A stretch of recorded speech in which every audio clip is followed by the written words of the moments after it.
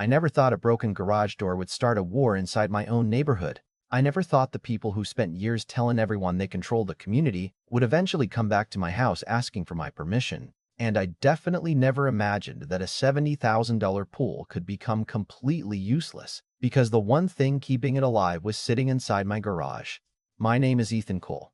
I'm 36 years old, and before this happened, I was just a regular guy trying to live a quiet life. I owned a small landscaping and irrigation business near the California coast. Most days, I was covered in dirt, fixing sprinkler systems, repairing yards, and solving problems nobody noticed until something stopped working. I wasn't interested in neighborhood drama.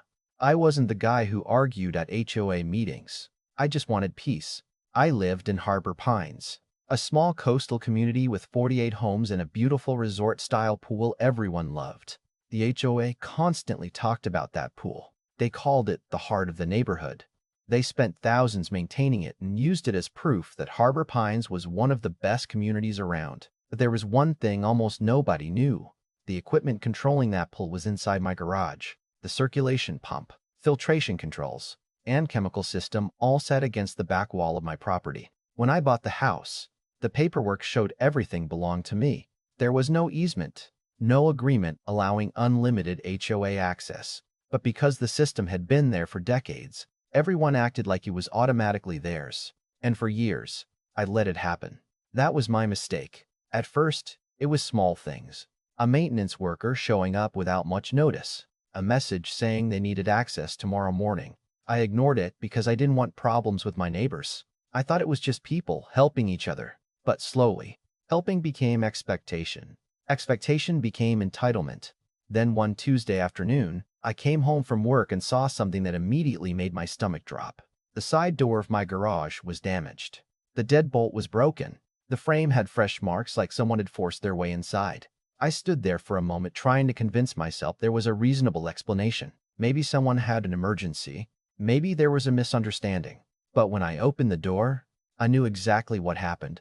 There were muddy footprints across my garage floor.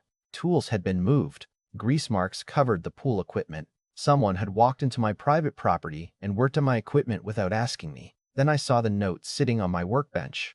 A laminated card that looked almost official. It said they had accessed community infrastructure under HOA authority. At the bottom was the signature of Victoria Hayes, the HOA president. Victoria was a retired attorney, smart, confident, and someone who believed rules gave her power. She had a reputation for always getting her way because nobody wanted to challenge her. That night, I sat at my kitchen table staring at that note while my wife asked me, "Are you going to do something?" Honestly, part of me wanted to ignore it. Fighting with the HOA sounded exhausting, but this wasn't about a pool pump anymore. It was about someone entering my home and acting like my permission didn't matter. So I checked the facts. I looked through my deed. I reviewed my title documents. I searched county records. And the answer was clear. No easement, no legal access, no permission. The HOA wasn't using something they owned. They were using something they had simply gotten used to having. The next morning, I installed a new security lock system with controlled access. Then I flipped the breaker. The pool pump stopped. For the first time in decades, the heart of Harbor Pines went silent. I knew people would be angry. I knew Victoria wouldn't accept it easily. But I wasn't trying to hurt anyone. I was simply drawing a line that should have existed from the beginning. I sent Victoria a certified letter explaining that access was revoked until a proper written agreement was created. Then I waited. The first day, nobody noticed. The pool still looked perfect. Families still laughed. Everyone thought nothing had changed. But they didn't know what I knew. A pool like that doesn't fail instantly. It slowly falls apart. And soon, the entire neighborhood was going to discover who actually had control over the thing they thought belonged to them. The first day passed quietly, almost too quietly. I kept expecting someone to knock on my door, someone from the HOA to come over and demand answers. But nothing happened. The neighborhood moved on like normal. Kids jumped into the pool after school. People sat around the patio area drinking coffee, and everyone enjoyed the same blue water they had been enjoying for years. The only difference was that underneath the surface, something had already changed. The system keeping that pool alive was no longer running, and the people who thought they owned everything had no idea they were depending on the one person they had decided to ignore. On the second morning, I noticed the first signs. The water wasn't terrible yet, but it had lost that perfect crystal clarity everyone loved. The bright blue color was starting to fade. The chemicals were no longer circulating properly. And without the filtration system working, the pool was slowly becoming exactly what every pool owner fears: a giant container of stagnant water waiting to turn into a problem. I remember standing in my backyard looking toward the community pool area, watching neighbors walk past without noticing. Part of me felt guilty. These weren't strangers. These were families. People I had willed at for years. There was a little boy named Mason who lived 3 houses down, and every summer he spent almost every afternoon in that pool. His mother always joked that she had to drag him home because he would stay there until sunset if she let him. I wasn't trying to ruin anything for people like Mason. I wasn't trying to punish the neighborhood. I wasn't trying to be some hero in a story. I just wanted one simple thing that apparently had become complicated: respect. That was what bothered me most. If Victoria had knocked on my door and said, "Ethan, we need access to this equipment. Can we work something out?" I probably would have agreed. We could have sat down, written a fair agreement, and everyone would have moved on. But she didn't do that. She made a decision for me. She treated my property like a resource that belonged to her because the HOA had always used it, and that was the line she crossed. Around noon on the second day, my phone rang. It was Victoria. I looked at the screen for a few seconds before answering. I almost didn't, but I figured avoiding the conversation would only make things worse. "Ethan," she said immediately, without even saying hello, "we need to discuss the situation you created." The way she said it made me smile a little, not because it was funny, but because it told me everything I needed to know. In her mind, I had created the problem, not the broken lock, not the unauthorized entry, not the years of assuming ownership over my equipment. Me. What situation would that be? I asked. There was a pause. "The pool system has been disabled." "Yes," I said, "because it's my equipment, inside my garage, and nobody asked permission to enter." Her voice changed. It became colder, more professional. "Ethan, I think you're misunderstanding the relationship between individual property rights and community infrastructure." I leaned back in my chair. I had heard that tone before. It was the tone people use when they believe they are explaining something to someone less informed. "Victoria, I checked the county records. There's no easement. There's no access agreement. There's no document giving the HOA permission to enter my garage. The HOA has maintained this system for decades. That doesn't make it yours." Silence. For a moment, neither of us said anything. Then she replied, "You're making a mistake." That sentence stayed with me, not because it sounded threatening, because it sounded certain, like she genuinely believed I would eventually give in, like she had never considered the possibility that someone would actually challenge her. "Maybe," I said, "but at least it's my mistake to make on my own property." She hung up. The next morning, the HOA sent an email to all residents. I knew it was coming before I opened it. Victoria had a way of controlling the narrative. The message said there had been an unexpected interruption affecting community amenities, and that the board was working to resolve an access issue caused by one homeowner. She never used my name. She didn't have to. Everyone knew. By lunchtime, my neighbors started reaching out. Some were angry. Some were confused. Some just wanted to know what was really happening. I invited anyone who wanted to talk to come by. I wasn't hiding. That afternoon, my neighbor Daniel stopped by. He was a retired firefighter and one of the few people in Harbor Pines who never seemed impressed by HOA politics. He looked at me and said, "I've lived here 20 years. I've never seen anyone tell Victoria no." I laughed. "Well, there's always a first time." He looked toward my garage. "Are you sure you want to go down this road?" That was the question everyone asked. And honestly, it was the question I kept asking myself. Because standing your ground sounds easy until you realize you're standing against 47 other families. Until you realize people might blame you for ruining something they love. Until you realize being right doesn't always mean being liked. But then I remembered that broken lock. I remembered standing in my own garage feeling like a stranger in my own home. And I knew I couldn't just let it go. On the third day, everything changed. The pool was no longer just slightly cloudy. It had turned green. Not the beautiful blue-green color people post in vacation photos. I mean a dark, murky green. Leaves were collecting along the edges. The water looked heavy. The smell was impossible to ignore. Even people walking by could tell something was wrong. Suddenly, The same neighbors who thought this was just an argument about a garage started realizing there was a bigger issue. The HOA had never actually controlled the system. They had only controlled access to the person who did. That afternoon, Victoria showed up at my house. But this time, she didn't come alone. She had 2 board members behind her. They stood on my front walkway like they were arriving for a negotiation, but their expressions told a different story. They were frustrated. They were uncomfortable. They were starting to understand they had lost control of the situation. Victoria knocked once. When I opened the door, she looked past me toward the garage. "Ethan, this has gone far enough." I smiled slightly. "I agree." She seemed surprised by that. "Then give us access and we can end this." "No," I said. "That's not how this works." One of the board members stepped forward. "People are upset. The pool is a community asset." I nodded. "I understand that. But my equipment is not a community asset just because it's useful to the community." Victoria crossed her arms. "You're really going to let a technicality hurt everyone?"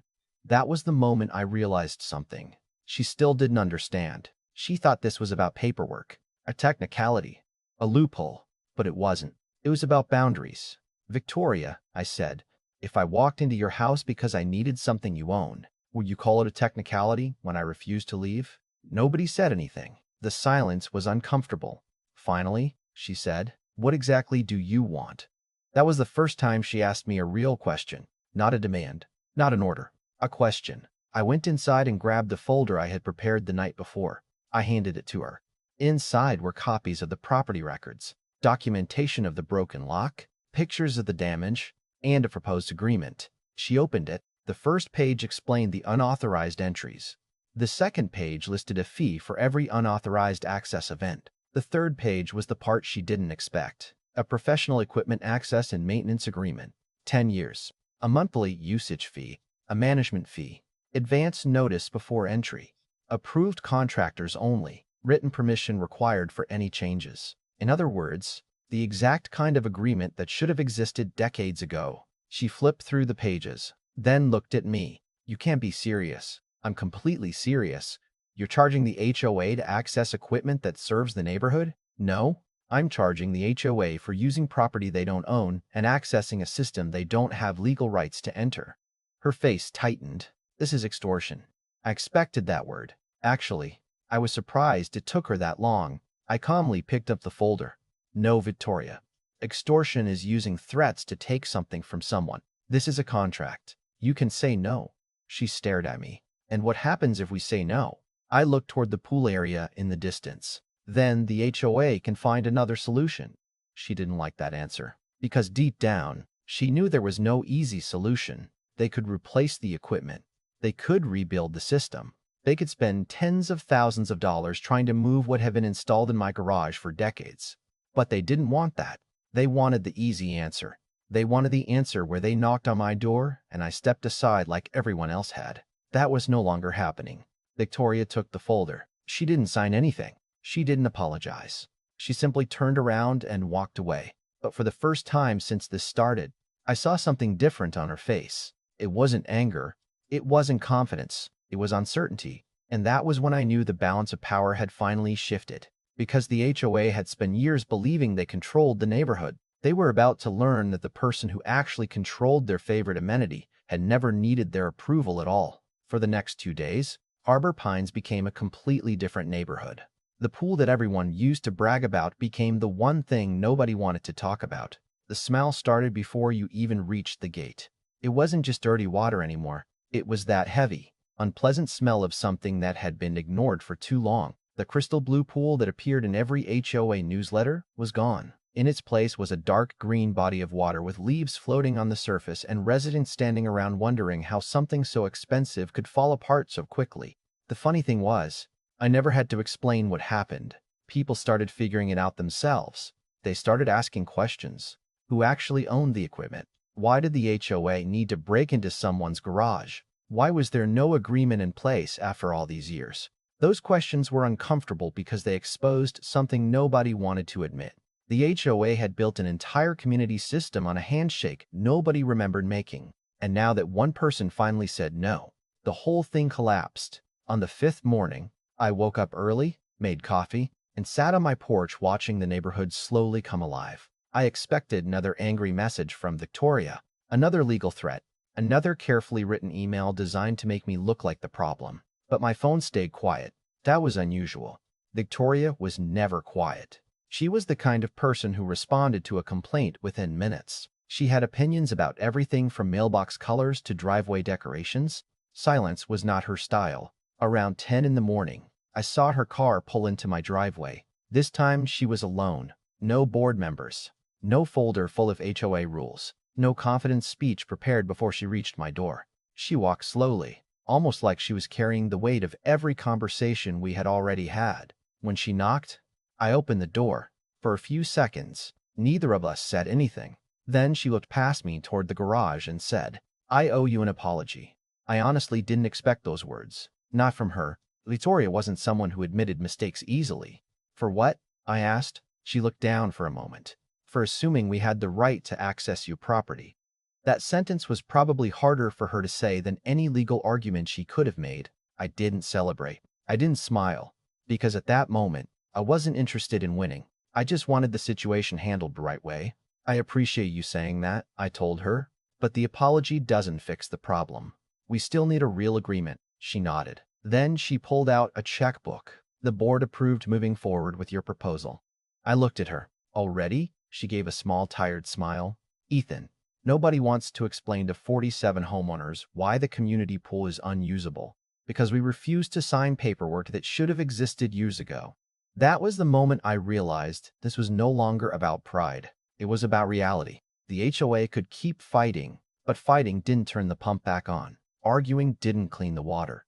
Rules didn't replace equipment.